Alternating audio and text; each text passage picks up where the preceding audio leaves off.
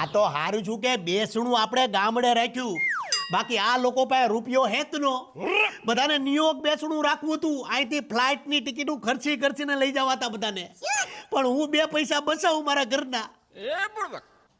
આ ભાઈઓને મારા બાપને હજી બાયું મળી નથી, એ પેલા લગ્ન કરવા છે. બોલો આમાં મારે કઈ લાઈન લેવી? છૂટા થઈ જવાય.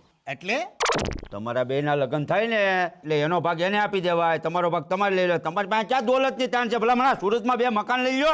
એ રાણાજી હાસુ કહે છે, તમારી જિંદગીને વિચારો. બાપને ને ભાઈઓને મેકી જો ખાતા હો. બુદ્ધિ તમારી, દિમાગ તમારો ને રૂપિયા કમાઈ. હા હો એમાં થાય છે કઈ? જમાઈ અમારો રૂપિયા કમાઈ રાત ઉજાગરા કરે ને પૈસા ઈ રાખે, એવું હાલે કઈ?